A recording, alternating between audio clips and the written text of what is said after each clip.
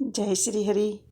आज के वीडियो में हम लेकर आए हैं प्रबोधिनी एकादशी व्रत की कथा और महात्म्य। जैसा कि हम सभी जानते हैं, भादों मास की कृष्ण पक्ष की एकादशी को हम जया एकादशी, कामिनी तथा अजा के नाम से जानते हैं।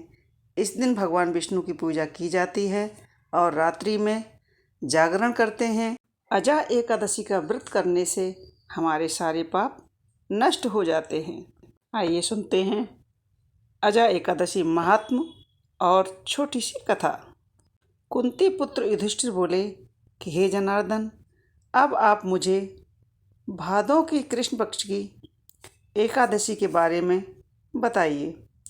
उस एकादशी का क्या नाम है तथा पूजन की क्या विधि है, उसे आप विस्तार पूर्वक कहिए। श्री कृष्ण जी बोले कि हे राजन, भादों मास के कृष्ण पक्ष की एकादशी को अजा एकादशी भी कहते हैं। जो मनुष्य इस दिन भगवान की भक्ति पूर्वक पूजा करते हैं तथा व्रत रखते हैं, उनके समस्त पाप नष्ट हो जाते हैं। इस लोक और परलोक में सहायक करने वाली इस एकादशी व्रत के समान विश्व में दूसरी एकादशी नहीं है। इस एकादशी की कथा इस प्रकार है। प्राचीन काल में एक चक्रवर्ती राजा हरिश्चंद्र राज करता था।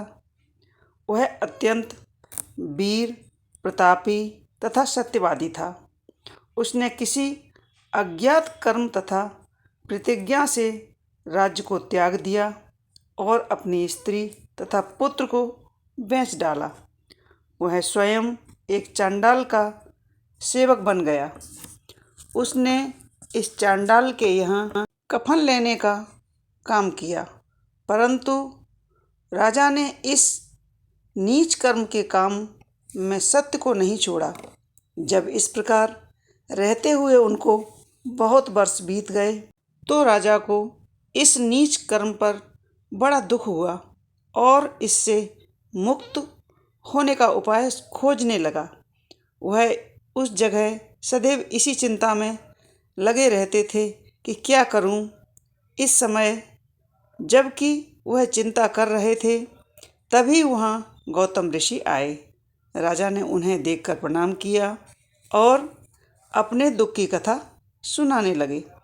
गौतम ऋषि राजा हरिश्चंद्र दुख भरी करुण कहानी को सुनकर अत्यंत दुखी हुए और राजा हरिश्चंद्र से बोले कि हे राजन, भादों के कृष्ण पक्ष की अजा एकादशी होती है। एकादशी का विधि पूर्वक व्रत करो तथा रात्रि को जागरण करो। इससे तुम्हारे समस्त पाप नष्ट हो जाएंगे। गौतम ऋषि राजा से इस प्रकार कहकर अंतर ध्यान हो गए।